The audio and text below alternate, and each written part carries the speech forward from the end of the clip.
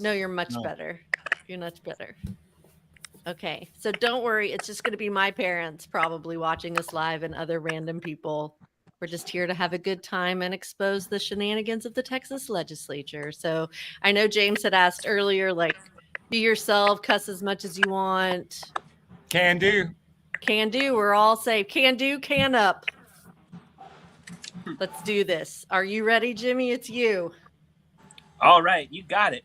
Welcome to Season 5, Episode 2 of Over the Ledge Live, the podcast, the #1 and some say only political satire show based solely on the Texas Legislature. I'm Jimmy Smoltich, and I wish the Texas Legislature would just take a nap. Over the Ledge gives you a behind-the-scenes look at the shenanigans in the Texas Legislature by decoding the political headlines and legislature's behavior into easy-to-understand Trivial Pursuit cards. Let's meet our guest tonight. First up, we have our first comedic guest tonight, Mitch Mills. Mitch is a founding member of that racket, the musical improv and is a founding member of that racket, a musical improv and a cheese connoisseur. He's also got some adorable cats. Please welcome Mitch to the show. Yay! Thanks for being here, Mitch. You can say words. You're welcome. You're welcome. Thank you. Yes. Very happy to be here. All right. Our next comedic guest tonight is Valerie Nees. Valerie is a comedian, poet, and gluten enthusiast, and you can find her humorous poetry cookbook, Snacks for the Love Hungry, on Amazon. Let's welcome Valerie to the show. Yay! Thank you. Chock filled with recipes. Are there really recipes or no? Recipes for how to break up with somebody, maybe. That would be a good book. That'd be a really good book, Valerie. Turn on the oven. You just write it all on the cake. Stick your head in it. All right. And our very special celebrity guest tonight is James Canup. James, whose pronouns are he and him, comes from deep Texas roots in Dallas and the Rockwell County. An Austinite since 1991, James is a gay widower, a Longhorn, and a fundraiser, activist, and nonprofit manager who, for more than 2 decades, has advanced progressive causes from the ACLU of Texas to the American Gateways to the Texas Observer to Jolt. Please welcome James to the show. Yay! Viva! Thank you for being here. You should have got here in 90. Austin was amazing in 1990. It really was. It's been downhill ever since I got here. Pretty much. Jimmy, I love your voice. You have such a great announcer voice. Well, thank you so much. I appreciate that. I try to announcer it up a little. You are announcering it up. And Mitch, for those of you who can't see, he looks like the guy in the Pink Panther, I didn't watch that show very much, but I definitely see you in like a 1920s shenanigans about crime. I thought you meant the cartoon. I was hoping you'd notice. All right. And finally, we have the creator and the ruler of Over the Ledge Empire, who needs no introduction. Stephanie, when you call your special session, it means you're a sore loser and you shouldn't really work on that. Chiarello. Oh, thank you so much. Thank you. I'm really glad to be here. For those of you who don't know, the governor has charged. My dad is saying you look like Peter Sellers, Mitch. Peter That's right. Sellers. I'll take it. I'll take it. Thanks, Dad. They've called a third special session, which for those of you who don't know, a special session is like after you play the Super Bowl, coming back just for a couple of plays. Just a couple of plays. They already won. Well, those guys are some kind of special. Just a reminder, if you like what you're seeing and listening to, you're in a position to help, please become a Patreon member at whatever level is meaningful to you. It helps us produce the podcast and promote our efforts. Freedom isn't free. It costs $1 or $5, or in our case, $5 a month would be super helpful. Now it's time for What's Up in Texas with our host, Stephanie Chiarello. Thank you, Jimmy. Let's talk about what's up. I'm going to read a couple of hilarious monologue jokes, and I very much hope that you laugh, whether they're funny or not. That's the rule. All right. While not impeached, the lawsuit against Attorney General Ken Paxton by whistleblowers will proceed in Travis County trial court. Much respect to the claimants who are suing for wrongful termination and retaliation. I know it's hard to be a whistleblower since I've refereed many children's soccer games. Are you hearing a thank you, Mitch. Are you hearing a Yeah. It's Who like is a M. Night Shyamalan movie. who It's like is- popcorn. Okay. Is that me? I'm gonna mute. Let's see if it goes. It's Is somebody typing? Who's typing?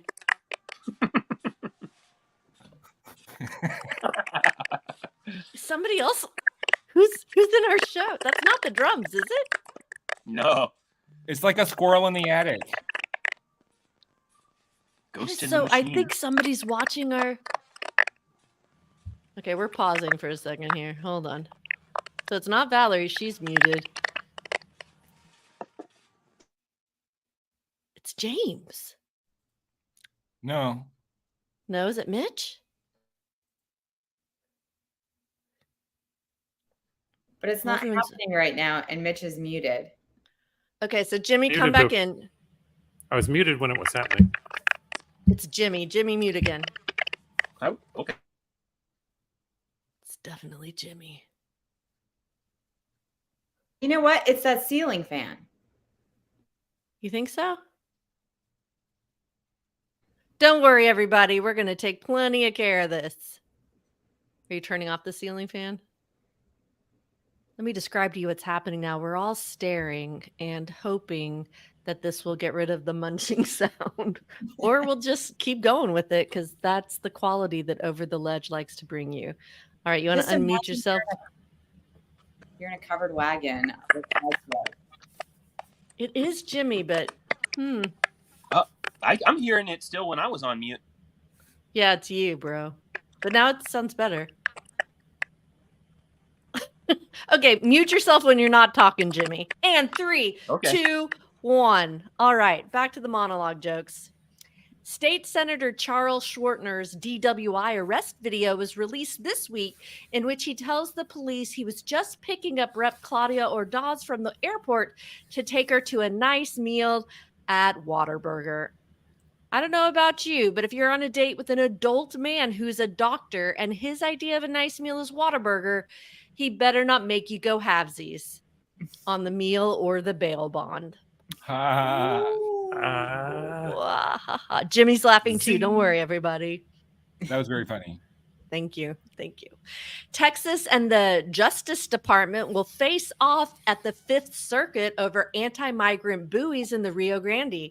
Unfortunately, John Travolta and Nicolas Cage will not be playing any roles in this unnecessary sequel. Is it Rio Grande or Rio Grande? I think it's Rio Grande. Rio Grande. Rio Grande. It's in the Rio Grande River. Rio Grande River. Big Rio Grande River. River Yeah, Grande. Yeah, there we go. There we go. It's huge. All I know is it's huge. All And right, has stay buoys. with me. Apparently, Is it paddling buoys? is buoys. Or Or boys. Buoys. Buoys. Big floaty things. Let's just say it's about Face Off, okay? And that was a good movie, but this is a bad move. That was the point. That's the joke. Okay, apparently paddling is still used as a form of corporal punishment in some Texas schools. A high school principal in East Texas was recently arrested for paddling a child. Said the principal, "I had no idea a paddle would be a problem," while cleaning his AK-47 on his desk. Ooh. Okay, we LOL need sob. verbal reactions, everybody. Ooh, because, I'd laugh still if I wasn't crying. Perfect. All right. On Saturday, October 14th, most of Texas will be directly in the path of a complete solar eclipse. Despite warnings from health officials to not look directly at the sun as it will cause blindness, conservative Texas leader Senator Brian Birdwell, author of Senate Bill 27, which prohibits mask mandates, says Poppycock. This is just another hoax from the woke liberal left and another example of, and I quote, scientists acting like they know what they're doing. Oh. I have so many questions about those accents, but But Let's they're carry not on. consistent. Okay, last one. ERCOT, the Texas grid operator, is seeking a significant boost to its power capacity as winter approaches, signaling its concern about keeping the lights on. Our recommendation: screw solar and wind, just connect Dan Patrick and Greg Abbott directly to the grid and drain them of their power. that's cold. Yeah. Yeah. Yes. Oh, Mitch, you're hilarious. Hilarious. Okay. And you can tell I wrote most of those because they were close, but not quite funny. So thank you. Thanks for having me, Jimmy. Oh, you bet. That was great.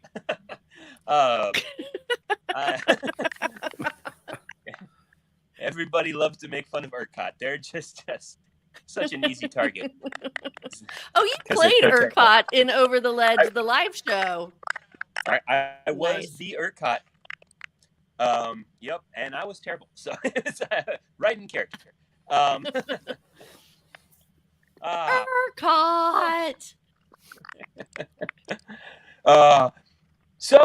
Okay, audience, let me tell you how this podcast works. On tonight's episode, Mitch and Valerie are competing against each other for the coveted Most Knowledgeable Comedian in Austin award. The award is given to the comedian who knows the most about the Texas politics. According to the outcome of the games on our show, Stephanie will award whoever wins. And whoever wins gets bragging rights and their photo on social media. Wow! This is why we need Patreons, so we can get real prizes.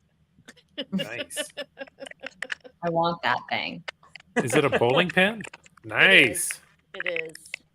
I would like the two little men on the side of the bowling pin, please. They're women, actually, and they'll be yours. Well, I'll do that too. Okay. I'm cool. We would all like lots of things. It doesn't mean that you're going to get it, Valerie, because Sure. I know I have to oust this most Competition's heating up. It's going to be a fiery show tonight. All right, now it's time to play our first game. A rose by any other name is still a voucher. In this game, contestants will answer multiple choice questions about vouchers in private schools. Contestants, you will have 3 phone a friends for a total for 2 for the game. And yes, your phone a friend is James. Okay. So you don't actually have to phone him. I guess if you're on your phone. My friends don't pick up the phone. Hold on. All right. Now's the time you should give James a lot of compliments. So James, I like your facial hair. Oh, well, thank you. yeah. I was just gonna say I'm so glad to have all these new friends. You're looking so good, James, and you're so smart. And what I like about you the most is your compassion and your kind eyes. Aw, I'm just gonna cry right here on the internet. I'm sure James is a nice guy. I don't doubt that, but I don't need his friendship to win this contest. Oh, Gets a good attitude, shots Mr. Sellers. fired. Sorry, I keep. We'll talk muting after you, the show. Jimmy. Okay, so making it a little more clear, there are 2 games. You have a total of 3 phone a friends, not per game, total. And James, you can give either person the actual answer. You don't have to be like, it rhymes with molester Malone, right? You can just answer the question. So we're going to start with Valerie. And this first question is a fill in the blank. Okay.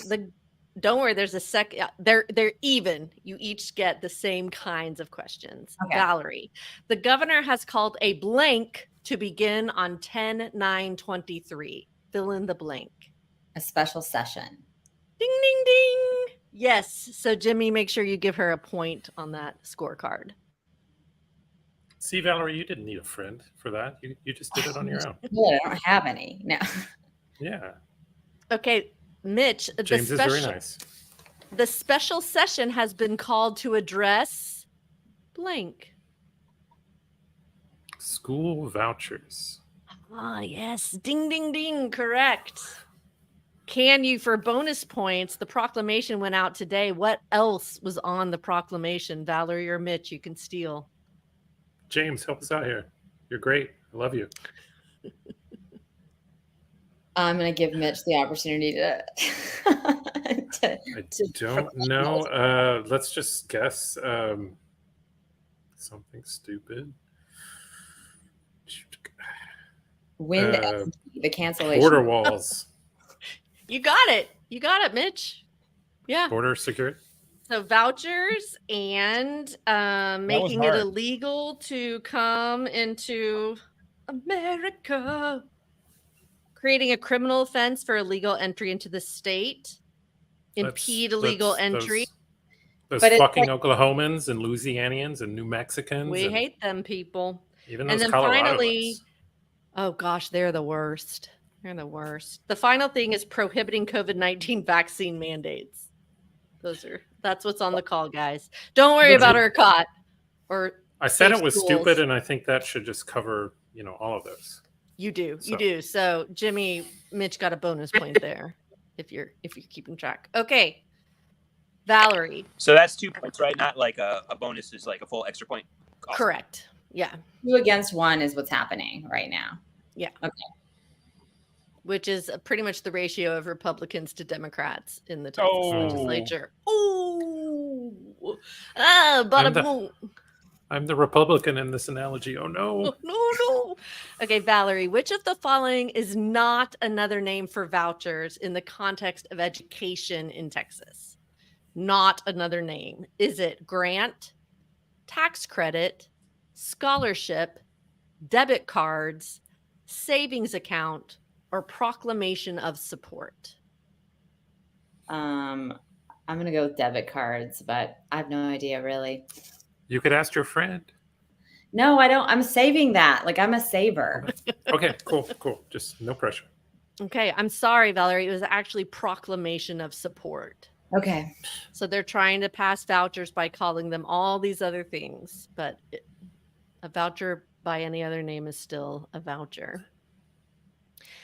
Mitch, public school districts are required to abide by the following policies. Are private schools as well? True or false? So I'm going to read, go back and forth between Mitch and Valerie on these questions. So what I'm reading you is a requirement for a public school. Okay. And then I'm going to read it out loud. And first one, Mitch, you're going to tell me true or false that private schools also have to do this. Oh, gotcha. Okay. Okay. Mitch, required to accept all students. No. Correct. Private schools do not have to accept all students. Public schools do. Valerie, require annual assessment aligned to state curriculum to track student progress. I'm going to say true. False. Sorry. Private schools do not have to have an annual assessment aligned to state curriculum. Public schools do. Mitch, again, all these public schools have to do. The question is, do private schools also? Public reporting and accountability for use of taxpayer funds. Private schools? I feel like there's a theme here. I'm going to say no. You are correct. No, public schools do not have to report any accountability. Valerie, public reporting and accountability for student performance. Private False. schools? Right. Okay, we definitely see the theme here. Mitch, require closure or state management for multiple years of low performance. I know one of these is going to be a trick question, but this one just sounds like, no, they don't. No, they don't. They don't. Valerie, comply with federal protections for students with disabilities. So I feel like doesn't like every place need to comply with that? I'm gonna look away, but James can look at you. Look Look at those kind eyes. say Look at what false. James is trying to I'm tell. gonna say false. You're right. Private schools don't have to do any of those things that public schools have to do. Yes, Mitch is Fuck giving those private schools. the double bird. The double bird. Well, that was Valerie who went just now. Yes. Okay, James, do you have any input so far? I'm a public school kid. Oh, I could tell. Did anybody here go to a private school? I actually did go to Montessori school, which was private from And she hasn't like, stopped talking about it. I'm also gluten-free. I don't think, do Montessoris get vouchers? I think they're a little too out there to get the state mandated voucher system, maybe. When I was doing research for this game, there were some Montessori schools listed as private schools, but I think they're private religious schools. And I went to like the hippie Montessori school. Oh, yeah. Yeah. Okay, Mitch. Of the nearly 1,200 religiously affiliated private schools in Texas, of 1,200, what percentage? Okay, back to school. I'm sorry, back in time. That's a bad question. Hold on. Of the nearly 1,200 religiously affiliated private schools in Texas, what percentage of them are a Christian as their religious affiliation? I give you multiple choice. Okay. 11%, 23%, 59%, 82%, or 100%. So what percentage of religiously affiliated private schools are Christian in their affiliation? So I feel like I'm picking the not the most expensive wine on the list, but like the one down from that because it's, they tricked me. But I'm going to go with 82%. Close, but it's only 59. Wow. It's only almost a solid D. I mean, they're working on it. But we're working I have on faith that they'll get there. Yeah, sometimes I don't always notice what people are saying because I'm so focused on moving the games along. And then when I go back and edit, I get all these cute little quips. And so that one was good, Mitch. That one was real good. Thank you. Thank you, Stephanie. You're welcome. Okay, I'm going to read you 10 religions, Valerie. Okay. You have to pick one of them that is the top 3 most common religiously affiliated school. Okay. Seventh-day Adventist, Pentecostal, Mennonite, Jewish, Islamic, Baptist, Catholic, and Christian. Which one of those? 3 of these, or no, one of these is in the top 3 of these are in the top 3. So of those, can you pick So I've got 3 choices or 3 shots out of here. Yeah. Okay. Yeah. Not 3, but yeah, there's 2 that definitely sounded like they probably were in that. Hopefully one of them is. And now, which one do I do? I'm going to go with Baptist. Yes, you're correct. Cool. That is the 3rd most. It goes Christian, Catholic, Baptist. Oh, cool. I'm happy I didn't guess my other one. I was going to say Pentecostal. That's low down on the list, but there are Pentecostal schools.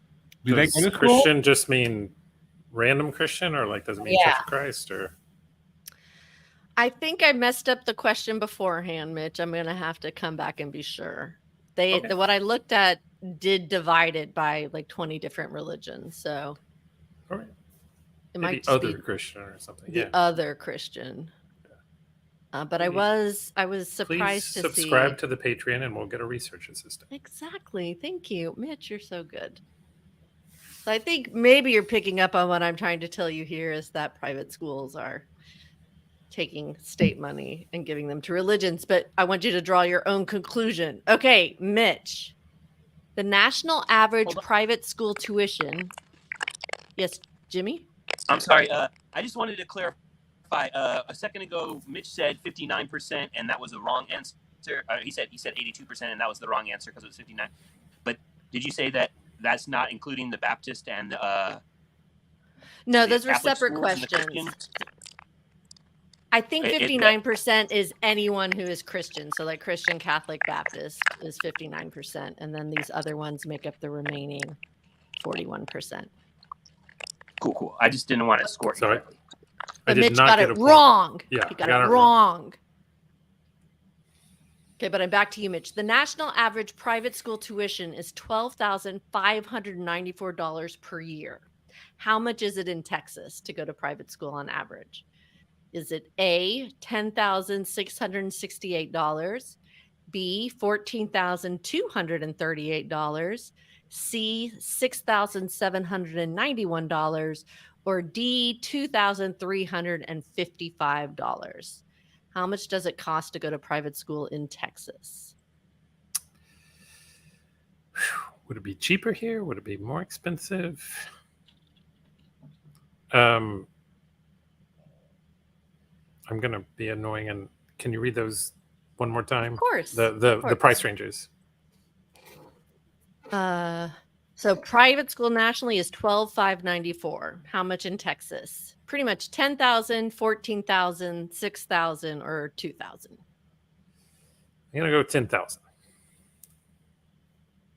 Correct. You are correct. We're a little cheaper than the national average, but put that along with this next little tidbit, Valerie.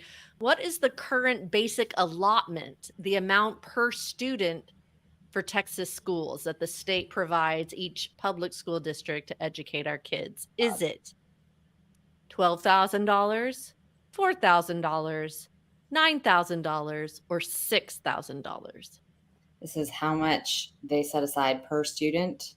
On average. It's a very complicated formula, but yes, this is the per person allotment that public schools get.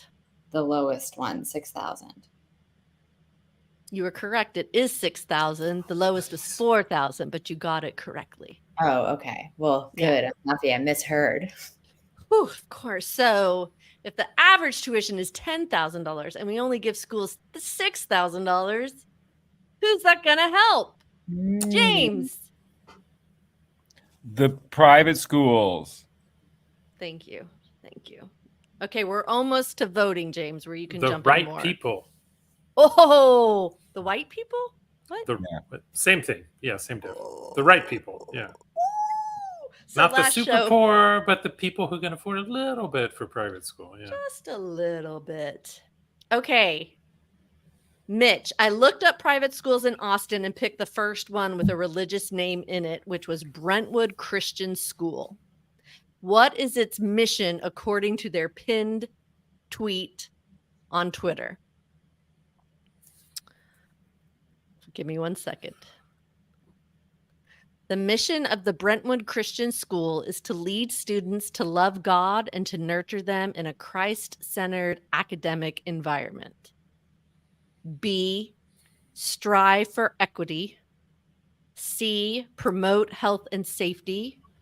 Or D, believe in the Holy Spirit. Gotta go with A. Correct. That is the most important thing Brentwood Christian School wants you to know, is that they are leading students to love God and nurture them in a Christ-centered academic environment. Valerie, final question. Is the following a core belief of this private school or a value of the public school, Anderson High School, which is just the first school I picked from the list also? Okay, core belief or value of public school? I'm be pretty. Okay. You're gonna know. Okay. Demonstrating integrity, or we believe in the Holy Spirit. Demonstrating integrity.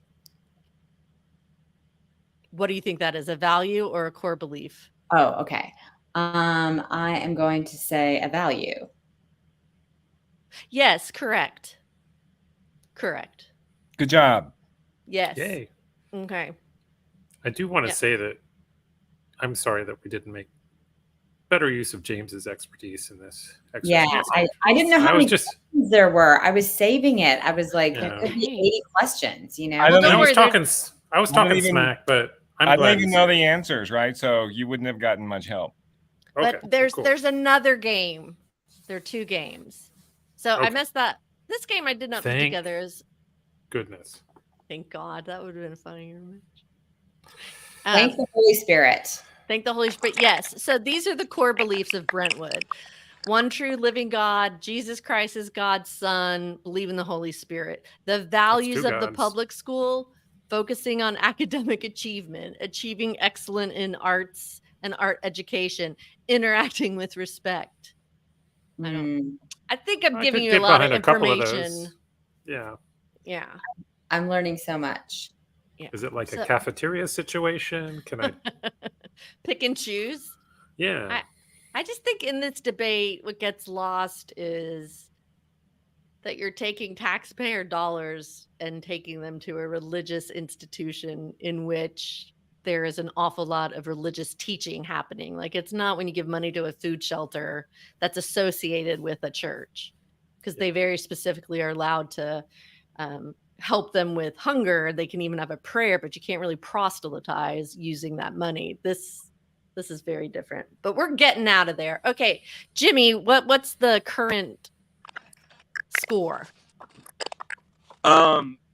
So it looks like that game was very close, but Mitch ended up eking out a win with 1 point. One extra point. They came in 7-6. Okay. All Okay. right. Well, we have The the winner- second game. Awesome. I just want to say I think it's really funny that the Christian school is like wanting to produce art and art related things. It's like that you guys have been oppressing art since the get-go. All you want to paint penises on the ceiling. That's the only thing you're into. I don't understand what the obsession is with Christians and penises in their artwork, but they like them. I mean, Who doesn't like a ceiling, good everywhere. penis, Jimmy? Yeah. Who doesn't? I mean, hey. As long as they're Christ centered. Yeah, exactly. As Yeah. long as they're doing God's work. I mean, more is a value than a core belief, but sure. All right. That was a fun game, you guys. I really enjoyed watching it and keeping score. I just want to mention a couple of things about James Canup. He joins us from Jolt Action, the largest Latino progressive organization in Texas, focused on building political power of young Latinos. And our next game is a variety game about voting. The game is Great. called Is It Gay or Hispanic Agenda? You decide. Aww. Now let's get down to the heart of the matter. Jolt, like Jolt of Energy, or a Jolt of Latinos taking over the world one vote at a time. Please welcome to the show again, James Canup, everybody. All right. Aw, James, gracias. you're still phone a friend here on our second game. Is this the gay or Hispanic agenda? You decide. But none of the questions have anything to do with the title. That came from a special place today. Who answered the last question? Was it? I think I Mitch? did. No, I think I did. Okay, Mitch. Then that means we actually owe Mitch a spare question. This game is really about voter turnout, and I'm trying to focus on Hispanic turnout. So, which age group has the largest percentage of voter turnout in 2016 in Texas? This is all voters. Is it 18 to 24-year-olds, 25 to 34 years old, 35 to 44, 45 to 64, or 65 plus? All voters who shows up. I'm going to go with 45 to 64. But I think it's probably the older group. So let's say the older group. I practically phoned James. Yeah. Yeah, that was some silent connecting going on there. I didn't want to get in the way. We're going to count that as one of my phone and friends because he's doing me a like. solid. I think you just have to take note, right? That Texas, like, we have bazillions and bazillions of young people in our state, but the people who decide the election are much, much older even than me myself, right? Yeah, 65 and up. Yeah. The largest percentage of voters. Yeah. Valerie, in 2020, which state had the lowest voter turnout at 51.4% of voting age population? And voting age population means people who are old enough to vote, whether they are registered and vote or not. Okay. And I'm going to read you some states. You don't have to just come up with them. Mississippi, Florida, Arkansas, Texas, Kentucky. Well, this feels like a trick question. Yes. Look at Okay, James. well, Texas, because we're in Texas, and the show is about Texas. But I'm supposed to phone a friend, you said? I mean, you got him. He's there. Hey, James, what do you think it is? Probably Texas. I mean, that's what I think too, because we're doing a show about Texas, but I don't know. All of them sound like it. I mean, how many people are really voting in Kentucky? Let's go with Texas, though. You're right. Exactly. It was a trick because it's a show about Texas. You got it. You nailed it. So For those of you who can't see, Jimmy loved that. He loved it. So I just want to make sure I understand though. What you're saying, Stephanie, is that the people of Mississippi go vote more than the people of Texas do, Yes, and the people of West Virginia do that also. they Roll do. Tide. All right, and the Yeah. and the people. Oh wait, that's Alabama. Never mind. And then I think it's Uncle Remus. Is that what you sing in Mississippi? And then even Kentucky, right? Yeah. Okay. All right. Yeah. All those Kentucky, Appalachian. Yeah. Kentucky. So we're Kentucky. number one. The fentanyl addicted Appalachian states, we vote less. Yeah. Maybe that's a solution. Is more fentanyl. Sure. It can be motivating. Okay. Mitch, in 2020, what percentage of the voters in Texas were Hispanic? 10, 23, 37, 51. And this is people who actually voted, not Correct. eligible voters. Right. In 2020, which was a presidential election. Okay. And So, so it was generally 10. those are higher. Read the numbers real quick again. 10, 23, 37, or 51. It's definitely not 51. I want to say 37, but I think it's probably 23. James? Sadly. Yeah. Yeah, you're right. So 23% of Texas voters voted. Of the voters were Hispanic. What percentage? Well, this is a side note. What percentage of the population in Texas is Hispanic? James. 40.2, Stephanie. I knew it was It's up something there. like that. And just this summer, for the first time officially and formally, Hispanics in Texas became the largest demographic group in the state at 40.2, surpassing non-Hispanic whites at 40.0. Wow. So the Yeah. gap is the largest group in Texas with 40.2% of the population votes. Right, is 21% of the electorate. So is that 40% of like voting population or all ages? All ages. That's everybody, right? That's the census, right? Yeah. Okay, Valerie. In 2020, what percentage of Hispanics who voted for Republicans over Democrats and independents or other? So non-democratic votes. 7%, 13%, 21%, or 97%. Wow, there's a big fat jump there. Read them again, please. 7%, 13%, 21%, or 97%. James, do you know the answer to this question? It's not 97%, Valerie. Thank you. I'm going to go with 21%. Okay. That's what I would have guessed. Yeah. Okay. I don't remember because I didn't highlight the right answer. So that sounds good to me. I would have Yes. guessed 13, but I live in hope. I'll find that. We're giving it to her. I don't know the answer. Yeah. So James it's James gone up. agreed. Whatever That's good number enough, it is, it's higher than it was last time. Yeah. Yeah. All right. I'll come back to that one, but we're going to give it to Valerie. Okay. Totally. This is Mitch. In 2020, which age group of Hispanics showed up in the largest percentage? Was it 18 to 24-year-olds, 25 to 34-year-olds, 34 to 49-year-olds, 65-year-olds and older, or 50 to 64-year-olds?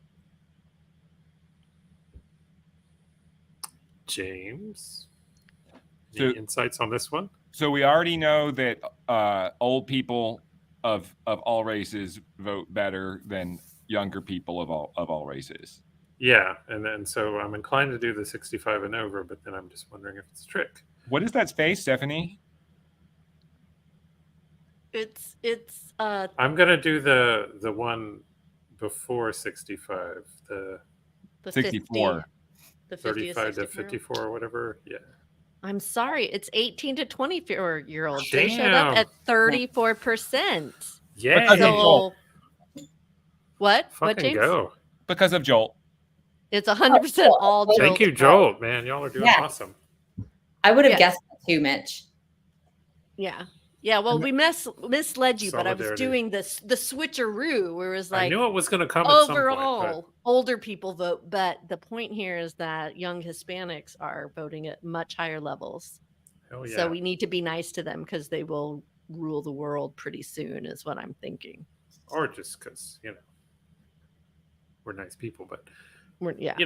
well played, Stephanie. Thank you. Thank you.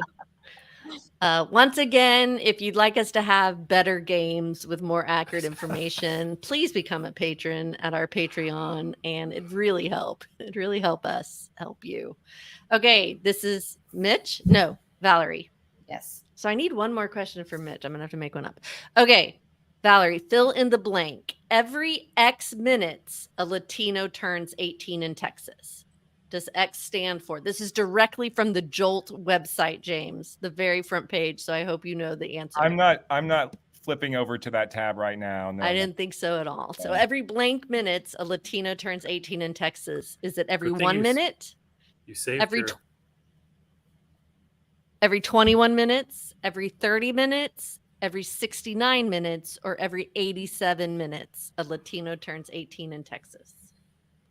I wish I were like a really statistical person because I feel like you gave so many numbers throughout all of this that some math, like beautiful mind person could figure this out. I don't think it's 69 because I think you're being kinky. 69 is a pretty Be too kinky nice. thing. No. Okay. 87 seems ridiculously like a weird number to put in there. And so what was the other one? 31? Like we that had was 20, we had 1 minute, 21 minutes, and 30 minutes. 30 is too even. I'm going to go with 87 or whatever. Do you want to phone a friend? Okay, I'm going to phone a friend who just looked at the tab. James, what's the answer? Oh, I'm so embarrassed. I forgot the number and I can't find it. So I'm nervous. Can't find it on the internet right now. But I think it's 30. I think it's 30 every 30 minutes. Is that what I've been saying? 30 is just so even. 21 every 21 Okay. minutes. Okay. Sorry, it was 30 minutes. Damn it. I'm sorry, I didn't make the statistic. Okay, Mitch, And here's you- your bonus question so you that it's saved up even. your call to the end, and it almost paid off. But What year? What's Texas Independence Day? What year is it? It's March 2nd. Is it? no, just let me Every year. freestyle. Let me freestyle this one because if you give me a choice, Okay. I'm sure I'll know it. So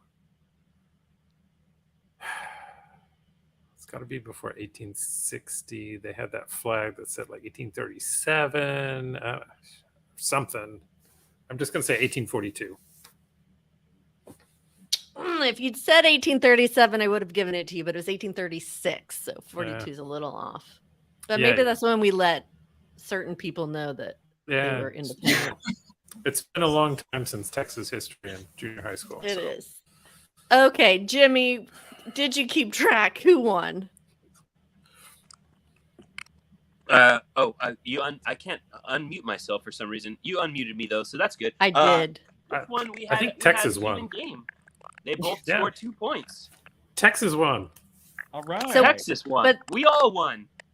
We all No. won, but Mitch won the first game.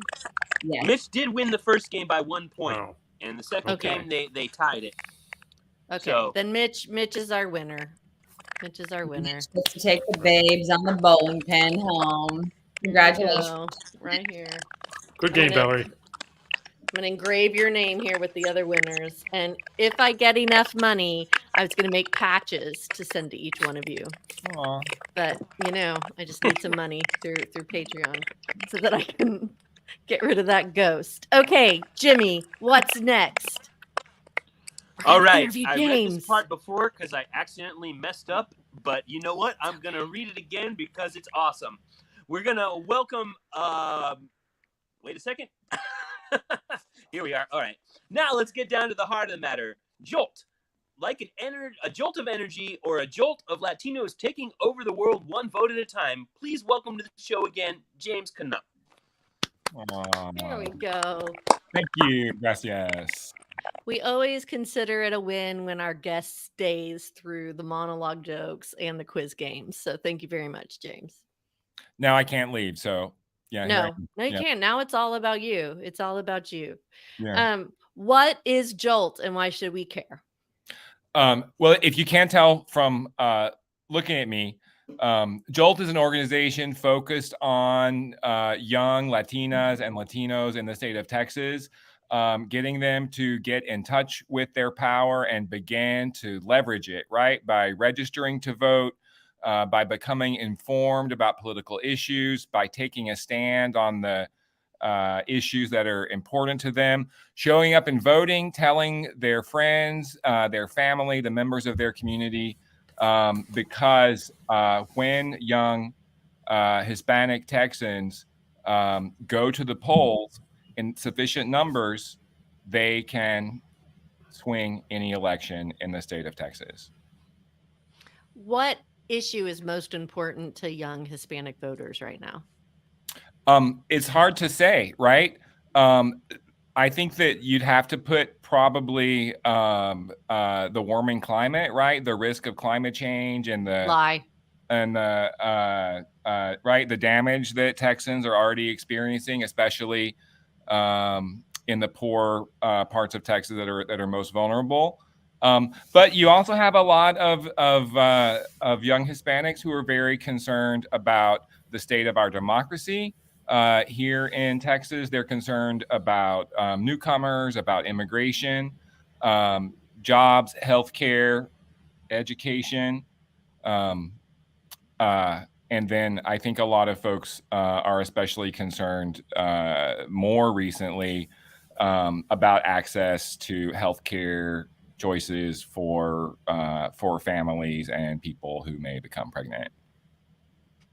I didn't hear you talk about vouchers, immigration, or COVID restrictions, but that's what the governor is focusing on. Who has their priorities in the wrong place? Yeah, I'll have to look. I think it's like back a few pages on the list of ranked issues of priority. So I don't have that Okay. one.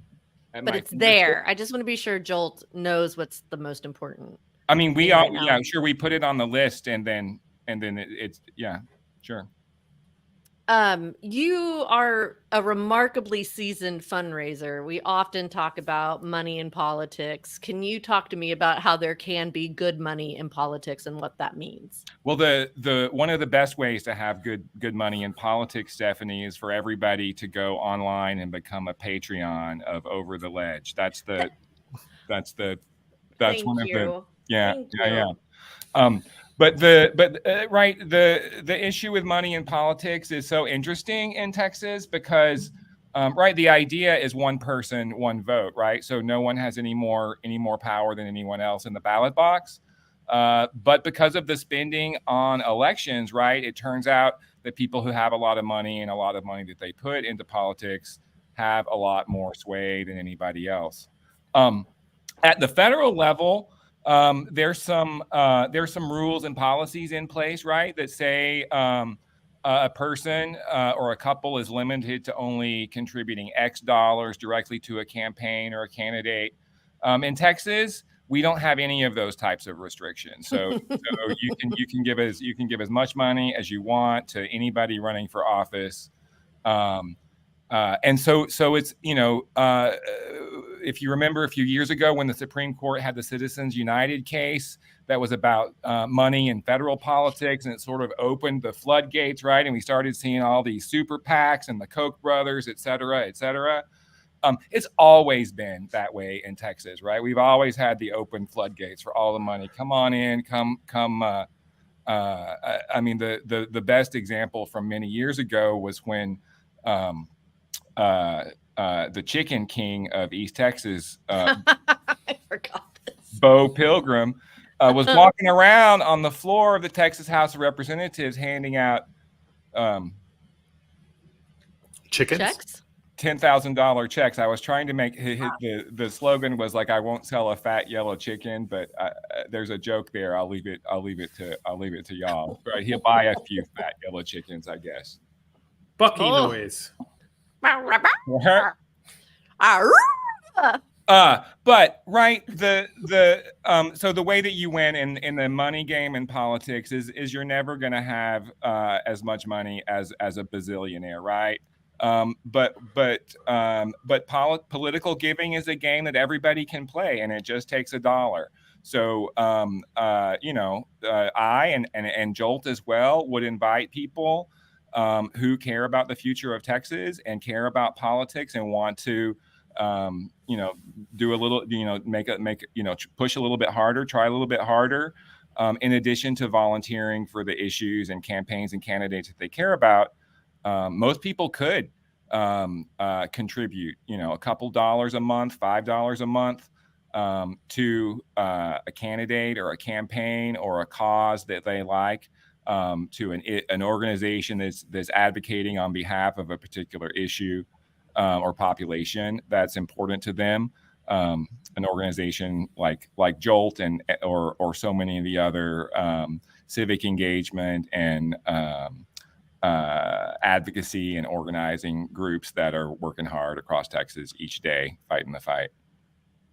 Can you give me an example of like a really warming moment in your fundraising career and an example of a heart-wrenching moment? Sure.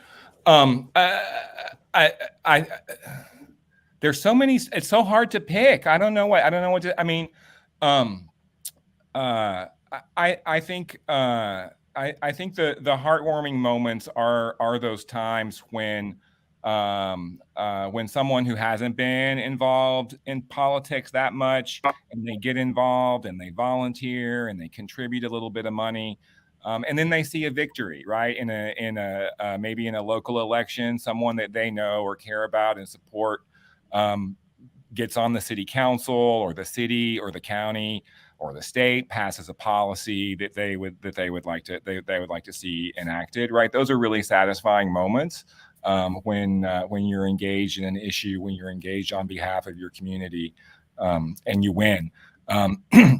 And if you're a progressive, right, if you're a Democrat, you haven't really had that experience at a statewide level in Texas.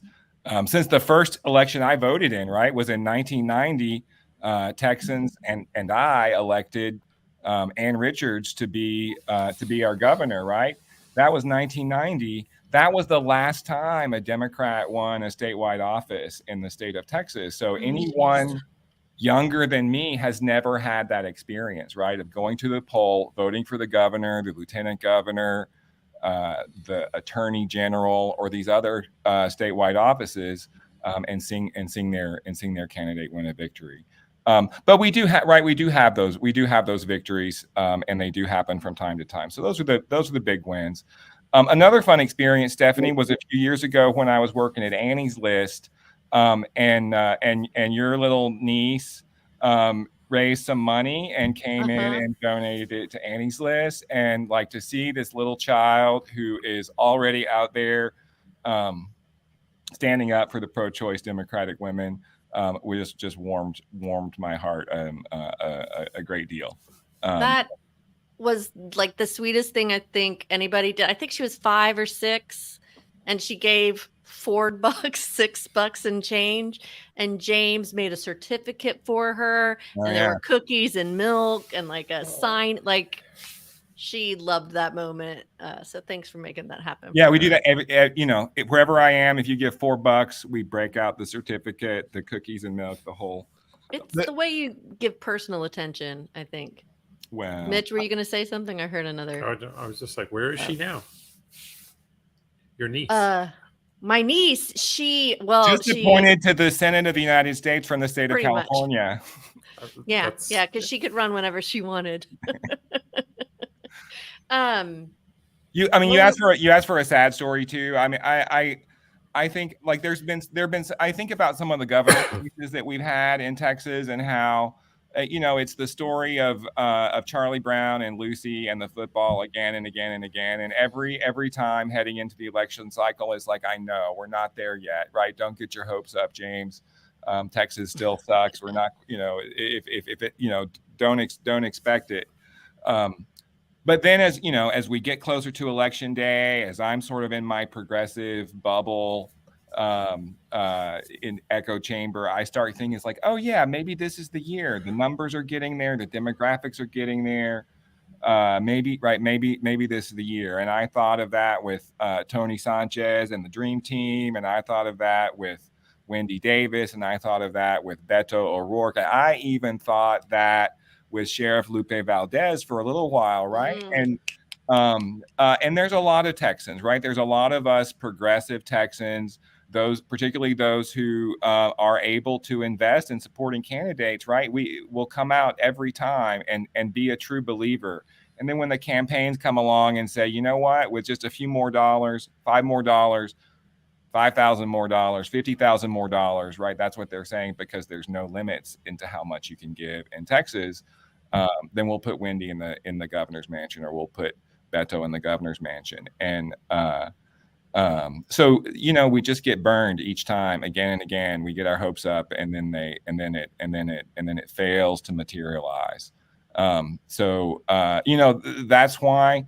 You alluded to my career such as it was, but it's been sort of toiling in the progressive space from organization to organization year after year, trying to discover the right tools, right? Push this button and it leads to substantive change in Texas. And maybe the right tool, right? Maybe the right tool is voter registration, voter education, and getting out the vote of young Latinos in urban centers in the state of Texas. That might be the tool that can bring about the change that we've all been seeking since at least 1990. Jeez, that is so bleak.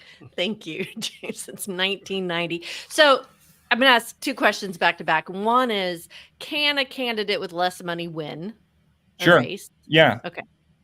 Yeah. Yeah. I mean, you want to tell stories about that? Sure. Yeah. But yeah. Yeah. Tell us a story. Well, An underdog story. It happens a lot. I mean, I think a lot of, right, there's money power, and then there's people power, right? And the candidates that can win with less money are the ones who can connect most deeply and specially with their community of support, so that they have devoted, committed volunteers, supporters, voters, organizers, that they're in touch with their community and speaking to the issues that are most important, and are bringing forward public policy ideas, right? Proposals that actually are going to make the lives of ordinary Texans better, right? If you can do all of those things, right, and you're in a district, that's not utterly hopeless, the underfunded candidate can definitely win, and those are wonderful, surprising moments. I think when they do take place. On the other hand, there's so many times when a candidate who wasn't worth a cup of warm spit gets bankrolled by the other side with so many bazillionaires coming in with secret super PACs, funding them and creating AstroTurf as opposed to grassroots organizations, right? A lot of times those guys win in Texas, including some of the statewide offices I was talking about earlier. Do you think progressives are outnumbered, out organized, or out participated in Texas right now? So definitely not outnumbered. And the numbers actually are really sort of staggering. Right, Texas being the second most populous state after California, it means that Texas has the second largest number of progressives, the second largest number of Democrats than any state in the United States. People in other parts of the country who write off Texas as not a place to invest in politics and to help bring about political change, they write us off, and they're forgetting about, you know, the, let's say, 15 million people who would be Democrats in the state of Texas, which would be more than in any other state. So the numbers are definitely there, right? Out organized, yeah, probably. Sort of kind of slaving away in the progressive sector as a fundraiser during this time. I can say, right, the progressives have always been outspent by the conservatives and the radical conservatives in the state of Texas, right? That we've never or seldom had parity or equity in terms of campaign funding and in terms of campaign infrastructure. There's a number of organizations in addition to Jolt. Many of them, my friends work there, and they have come and been on this very podcast in the past. So you know them, and you've talked to many of them as well. And so many of these organizations, right, are going above and beyond, accomplishing a lot with a very little. And when you think about groups like Jolt or Texas Freedom Network or Move Texas or the reproductive justice organizations or the groups for people of color, if those groups had adequate funding, right, and there was a little bit more of a level playing field, then Texas would have flipped a long time ago. So yes, we have the numbers. No, we don't have the organizing. And what was the third one? Participated. Oh yeah, well, we already know, right? Mississippi votes better than Texas does, right? The state that we say in Texas, thank God for Mississippi, because they usually occupy the 50th spot, 51 if you're counting the District of Columbia, and then Texas is the next is one rung up, but not that one, right? Not in that case. The actual voting,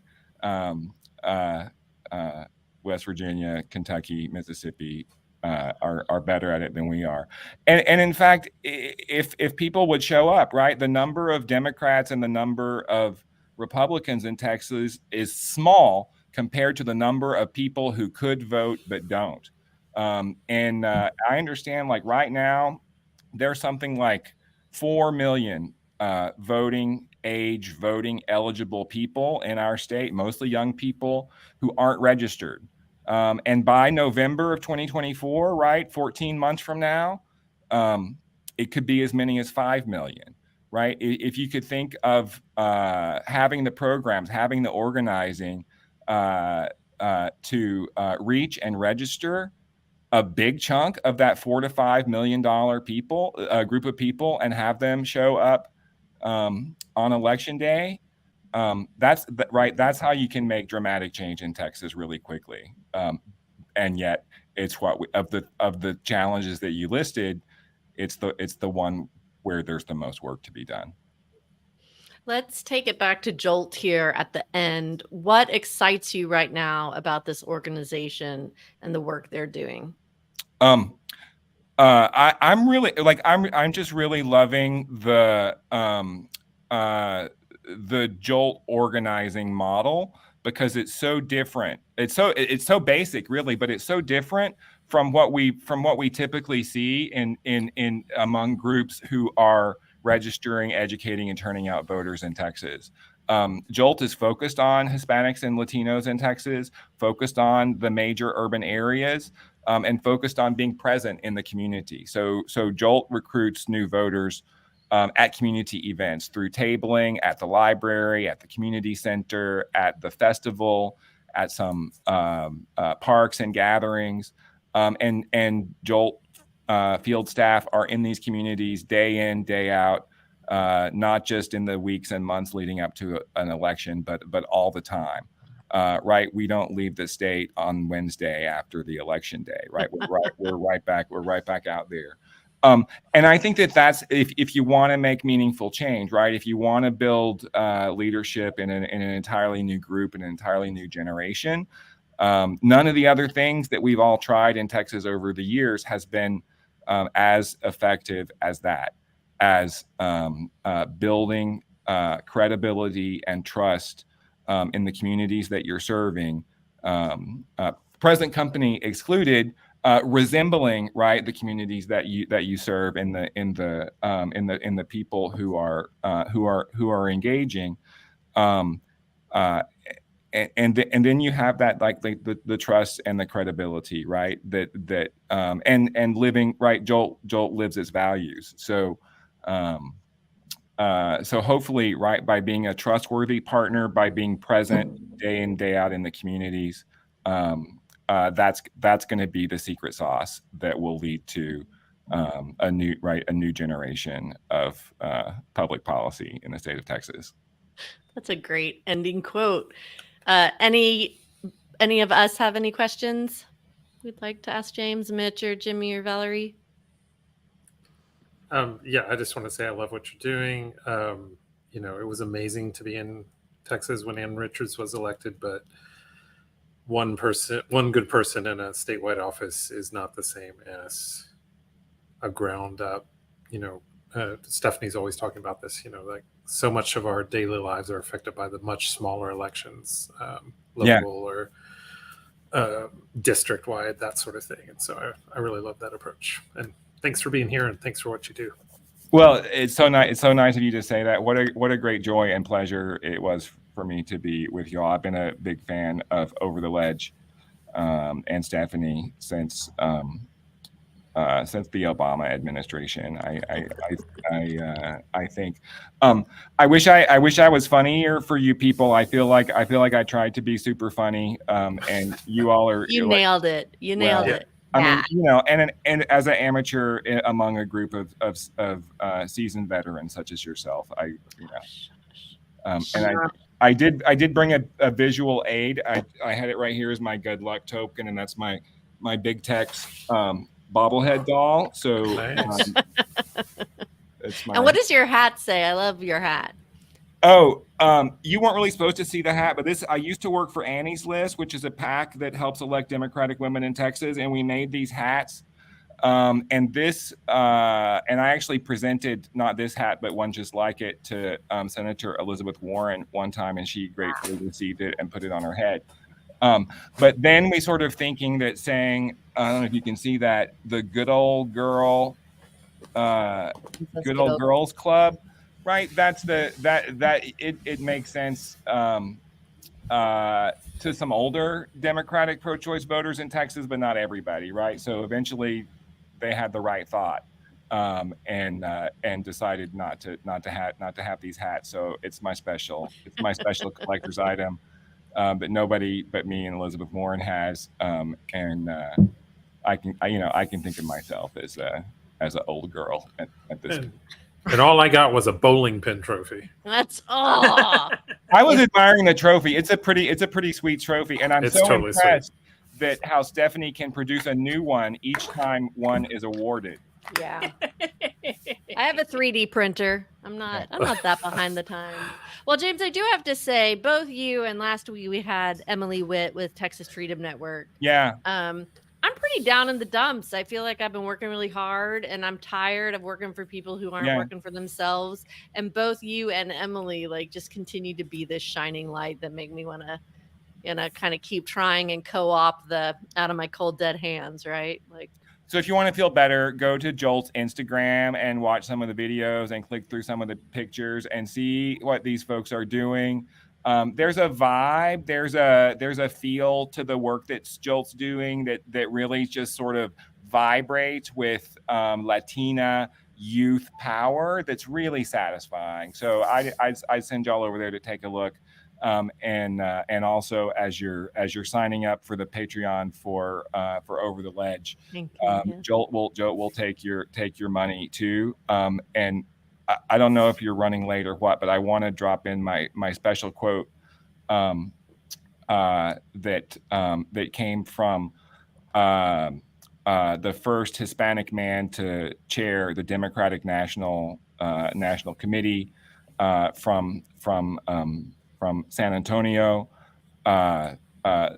somewhat of a political legend. And I'm totally spacing on his actual name right now, but Google is your friend. But the quote, here's the quote, right? No peso, no say so. So that's right. Even if it's just $1 or $2, kick it into the organizations that are fighting the good fight that you want to say happen. And I'll give you the who said it. I like that. All What's right. your Instagram? Jolt_action. Nice. Thank you. Yeah. And jolttx.org is the Website. is the main Henry R. Munoz III. Lo siento, Henry. No peso, no say so. And as we say in the Jolt office, no peso, no say so, no queso. I saw that coming. I was like, rule of threes. There it is. All right, Jimmy, get us out of here. Go ahead, Valerie. All right, before I take you Hold guys on. out of here, I just wanted to say two things. First of all, I think it's crazy living in Texas and having such a great governor as Ann Richards, and then getting people like George Bush and Rick Perry and everybody in the state's like, we're on the right path, and we elect fucking Greg Abbott. God damn it. This state is fucking crazy to me. I also want to say I think it's cool that you guys named your program Jolt, because I can't think of a better name than the beverage that has the most caffeine in it to wake people up in this place. Hopefully we'll stop being such fools and start participating, man. Anyways, that was Amen. great. It went better than I thought. I know. Hold on. Thank you guys I so see much a for our special spokesperson. guest. Yeah, give it up for our special guest, James Canup, Yeah. Mitch Mills, Valerie Nees. Great And job. where can we hear about you guys next, Mitch? I don't know. I post on Facebook once a month. There Cool. you go. Cool. Well, follow Mitch on his Facebook for posts. Valerie, Cats, where can we cats, find you in vegetables. the Yeah. Monthly posts. I will be performing at Creative Action Project on Saturday night, and we also teach a stand-up comedy class. The next one is starting October 25th, and I would love to teach you if you want to come do that. At merlinworks.com. merlinworks.com. Yes, thank you. Merlin Works. Awesome. Well, check out Valerie and her stand-up class. I'm sure it's going to be great. You guys will learn a lot of helpful hints. I should probably check it out. What about you, James? What are you up to? So the biggest things to put on your calendar right now is October 10th is the deadline to register to vote in the upcoming November 23 election. We've got some constitutional amendments to vote on all across Texas. We've got some important local elections in many places in Texas. The big kind of headline election is happening over in Houston. They've got a mayoral race happening in Houston. It's a kind of a big deal. So October 10th, other states you can register and vote on the same day. In Texas, you have to do it on paper at least 30 days before the election. So October 10th is the deadline. Early voting begins October 23rd, and election day is the first Tuesday in November. Go ahead. I will post some voting recs on my Facebook page, so check it out. Awesome. They're solid. They're community sourced. So, and non-progressive voters are advised to remember to vote on Wednesday, or to follow my recommendations. Or follow Mitch's recommendation. That's right. There will be shorter lines on Wednesday for sure. For sure.